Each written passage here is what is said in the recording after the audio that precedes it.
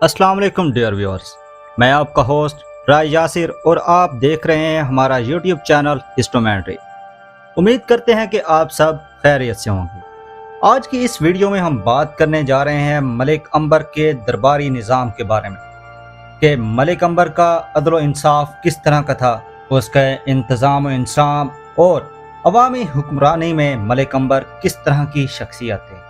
तो आज की वीडियो में हम इन सब के बारे में तफसीलन जानेंगे। अगर आप इन सब के बारे में तफसीलन जानना चाहते हैं तो इस वीडियो को एंड तक ज़रूर देखिएगा।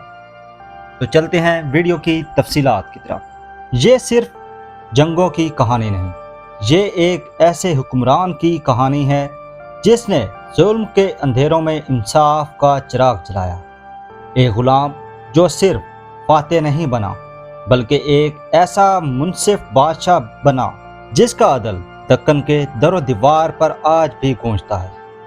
आज हम देखेंगे मलिक अंबर का दरबार कैसा था और इस सियाफाम हुक्मरान ने एक बिखरी सल्तनत को नज़्म इंसाफ से कैसे संवारा। मलिक अंबर ने अहमदनगर सल्तनत की बागडोर संभाली तो हालात निहायत नाजुक थे। खजाना खाली था, अफसर बदउन्वान थे, अवाम खौफजदा थी और किले दुश्मन के निशाना पर थे। लेकिन मलिक अंबर के पास ना सिर्फ विरासती इक़्तिदार था, ना शाही खून, सिर्फ फहम, बसीरत और खलूस था। उसने अपने लिए कोई तख्त नहीं बनवाया बल्कि एक ऐसा दरबार कायम किया जो इंसाफ पर मुबनी था, रियायत दोस्त था और दुश्मन के खिलाफ मुत्तहिद था। मलिक अंबर ने एक मुंतज़िम हुक्मरान की हैसियत से जो इस्लाहात की वो हैरान कुन थी। उनमें ज़िला बंदी और निज़ाम इंतज़ामिया के बारे में हम देखते हैं कि सल्तनत को मुख्तलिफ अज़ला में तकसीम किया गया। हर ज़िला पर एक काबिल अफसर मुकर्रर किया गया।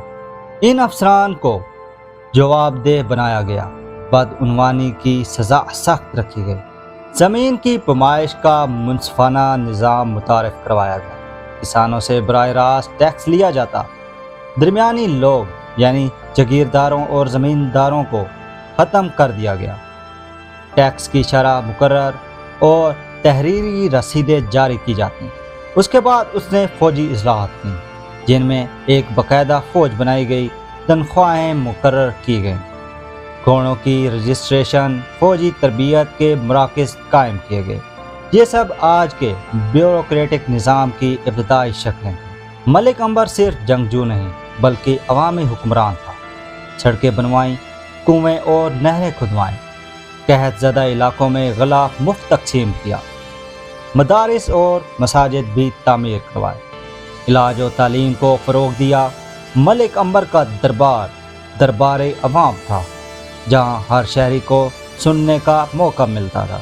लोग उसे सनाए खलकत कहते थे यानी खल्क़े खुदा का साया। एक हबशी गुलाम जिसे कभी हक से महरूम किया गया, जब इक़्तिदार में आया तो इंसाफ की ताकत से सबसे बड़ा हथियार बनाया। हर शहरी को दरबार में पेश होने की इजाज़त थी। मज़लूम को फौरी दाद रसी मिलती। काजी अदलिया के सरबराह थे, ना कि बादशाह की कठपुतली। बादशाह खुद को भी कानून का ताबे समझता था। एक मशहूर वाक़या है कि एक वज़ीर ने एक किसान की ज़मीन पर नाजायज़ कब्ज़ा किया।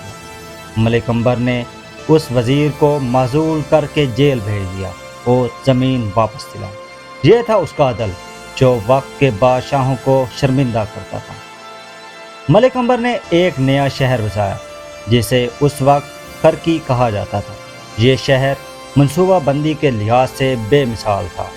नदियों पर पुल बनाए गए, बाजार मुनज़्ज़म अंदाज में बने, किला तामीर हुए। उसने किले भी तामीर करवाए, अवामी दफातर और अदालतें कायम की। यही शहर बाद में औरंगाबाद कहलाया, लेकिन उसकी बुनियाद मलिक अंबर ने ही रखी थी। वो गुलाम जिसे कभी घरों से निकाल दिया गया था अब शहरों को बसा रहा था। मलिक अंबर बजाते खुद मुसलमान था, लेकिन उसने कभी हिंदू रियाया पर जबर नहीं किया, बल्कि उसने मंदिरों की हिफाजत के अहकामात दिए। हिंदू अफसरान को भी दरबार में जगह दी। شیعہ سنی اختلافات کو ہوا نہیں دی، صوفیہ اکرام کی عزت کی۔ یہی وجہ تھی کہ اس کی سلطنت میں فرقہ وارانہ ہم آہنگی قائم رہی۔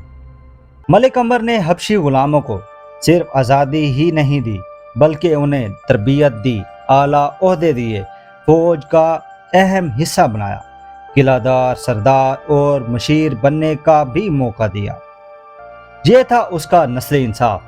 وہی غلام جو کبھی دروازے پر کھڑے رہتے تھے اب دربار میں فیصلے کرتے تھے۔